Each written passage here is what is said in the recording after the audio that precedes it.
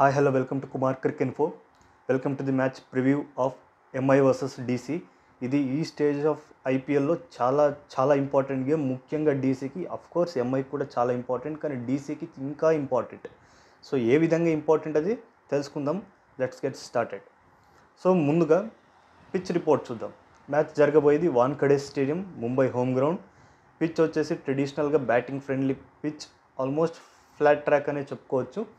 కానీ ఇనీషియల్గా ఒక 5 ఓవర్స్ అలాగా స్వింగ్కి కొంచెం హెల్ప్ ఉంటుంది. స్వింగ్ బౌలర్స్ ఎవరైతే జనరేట్ చేయగల వాళ్ళు చాలా ఇది ఫ్రెండ్లీగా ఉంటుంది. లైక్ ట్రెంట్ బౌల్ట్ చాలా హెల్ప్ఫుల్ అవ్వచ్చు ఇలాగనమాట. అండ్ ఇక్కడ పార్ స్కోర్ వచ్చేసి 190, 200 కూడా కొన్నిసార్లు ఇక్కడ డిఫెండ్ చేయలేరు. ఇంకోటి ఎందుకంటే ఈవినింగ్ 6:37 పైన డివ్ అనేది వస్తుంది. సో గ్రిప్ రాదు బాల్లో, మంచి కటర్స్ వేయలేరు, సీమ్ పొజిషన్ డిస్టర్బ్ అవుతుంది, స్పిన్నర్స్కి ఇబ్బంది అవుతుంది. సో ఈ పిచ్లో మంచిది ఏమంటే second batch win the toss, take bowling, chasing చేసి గెలవచ్చు. ఇది ఈ పిచ్ పరిస్థితి. సో మనం ఇప్పుడు పాయింట్స్ టేబుల్ గురించి చూసుకుందాం. పాయింట్స్ టేబుల్లో ఎలా ఉన్నారంటే ఇద్దరు ఎంఐ డీసీ, ఇద్దరు 4th పొజిషన్ ఎంఐ ఉంది, 5th పొజిషన్ డీసీ ఉంది. ఇద్దరు ఆడింది 12 మ్యాచ్లు, రైట్. ఎంఐ గెలిచింది, MI is with 14 points, DC with 13 points. ఇద్దరికి 2 మ్యాచ్లు మిగిలినాయి, అందులో ఒక మ్యాచ్ వీళ్ళిద్దరు ఆడతారు ఆపోజిట్గా.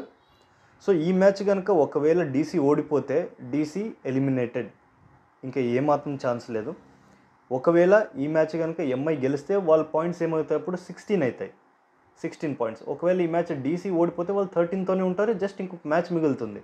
అది గెలిచినా వాళ్ళు మ్యాక్సిమం 15 పాయింట్స్కి వెళ్తారు. సో వాళ్ళు ఎలిమినేట్ పక్క. అదే ఒకవేళ ఇప్పుడు కనుక ఎంఐ ఓడిపోతే వాళ్ళు మస్ట్ అండ్ షుడ్గా నెక్స్ట్ మ్యాచ్ గెలిచి తీరాల్సిందే, వాళ్ళ దగ్గర వేరే ఆప్షన్ లేదు. ఒకవేళ వాళ్ళు కనుక ముందుకు వెళ్ళాలి అంటే అదొకటి. సో ఇద్దరికి ఇంపార్టెంటే, ఇద్దరిలో చాలా చాలా ఇంపార్టెంట్ డీసీకి. సో ఇది పాయింట్స్ టేబుల్లో సినారియో. మీరు కావాలంటే పాయింట్స్ టేబుల్ నేను వేస్తాను ఇక్కడ స్క్రీన్లో, మీరు చూడండి పాయింట్స్ టేబుల్. ఇప్పుడు మనం ప్లేయింగ్ 11 గురించి చూసుకుందాం.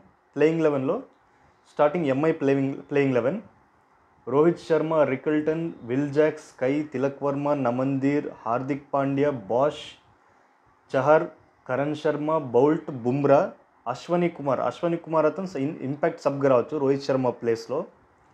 దాంతో మనం ప్లేయింగ్ 11 డీసీ చూద్దాం. Faf du Plessis, KL Rahul, Abhishek Porel, Axar Patel, Stubs, Sameer Rizvi, Ashutosh Sharma, Vipraj Nigam, Kuldeep Yadav, Natarajan, Mustafizur Rahman, Deepak Chahar impact సబ్గా రావచ్చు ఫాఫ్ డూప్లెసిస్ ప్లేస్లో. ఇలా అవ్వచ్చు. మీరు ఎంఐకి చాలా టఫ్ సీజన్లో ఇంకా ముందుకు పోతూ, ఎందుకు అంటే సౌత్ ఆఫ్రికన్ ప్లేయర్స్ని వాపస్ పిలిచారు వాళ్ళ బోర్డు.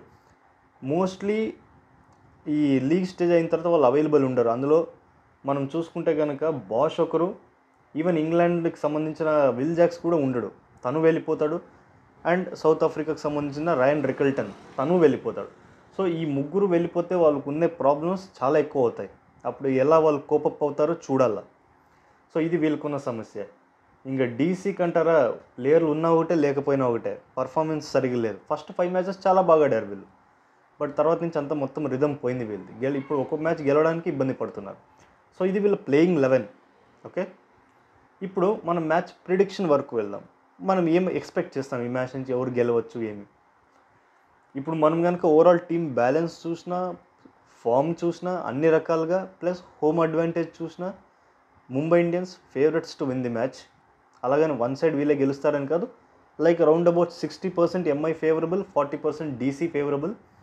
డీసీది మరి బౌలింగ్ వీక్ ఉంది, బ్యాటింగ్ కూడా కేఎల్ రాహుల్ ఆడితే ఓకే, లేదంటే స్టబ్స్, వీళ్ళిద్దరే కన్సిస్టెంట్గా ఆడుతున్నారు. KL Rahul strike rate last match century కొట్టినా కొంచెం ఇబ్బందికరంగా నన్ను చాలామంది క్రిటిసైజ్ చేశారు. ఫస్ట్ ఇన్నింగ్స్ ఆడేటప్పుడు కొంచెం క్విక్గా కొట్టాలని, ఇంక ఓడిపోయినాక అలాంటి మాటలు కామనే. సో మనం ప్రిడిక్షన్ ఎంఐ విన్ అవుతుంది అని. ఇప్పుడు వే అహెడ్ అంటే నెక్స్ట్ ఏమి ఆలోచించుకోవాలి టీం అంటే కనుక, ఇంకా పెద్దగా ఆలోచించుకోవడానికి ఉంది, మొత్తం క్లైమాక్స్కి వచ్చింది. ఇప్పుడు ఎంఐ కాన్సన్ట్రేషన్ ఎట్లాగైనా సరే ఈ ఒక్క మ్యాచ్ గెలిస్తే వాళ్ళు ఆల్మోస్ట్ ప్లే ఆఫ్స్ పక్క, వాళ్ళ కన్నులు మొత్తం ఆడే ఉంటాయి. ఒకవేళ ఎంఐ కనుక ప్లే ఆఫ్స్ చేరితే కనుక ఎవరైతే 3rd పొజిషన్లో వస్తారో, of course MI 4th position finish చేసే ఛాన్సెస్ ఆర్ హై. లేదా 3rd వచ్చినా కూడా 3rd and 4th ఎప్పుడైతే మ్యాచ్ ఆడతారో ఎలిమినేటర్, ఎంఐ చాలా డేంజరస్ టీం. ఒక్కసారి ప్లే ఆఫ్లోకి వాళ్ళు ఎంట్రీ ఇచ్చారంటే వాళ్ళు ఫైనల్ వరకు పోతారు. వాళ్ళు ఎవరైతే టీం 3లో ఫినిష్ అవుతారో వాళ్ళకి సమస్య. అది పంజాబా ఆర్సీబీయా తెలీదు, చూడాలి. చాలా డేంజర్. ఎంఐ అంటే ఆరా ఉంది ఎంఐది. ఎందుకంటే వాళ్ళు హిస్టారికల్గా ఒక్కసారి ప్లే ఆఫ్స్కి ఎంట్రీ ఇస్తుంటే వాళ్ళు నెక్స్ట్ పోయి సీదా ఫైనల్కే. అలా చాలాసార్లు చేశారు వాళ్ళు. సో ఇది మొత్తం మనము చూసుకున్న అనాలిసిస్ ప్రివ్యూ. మనకి కీ ప్లేయర్స్ వచ్చేసి ఎంఐ నుంచి మనం కీ ప్లేయర్స్గా రికల్టన్ని చూసుకోవచ్చు.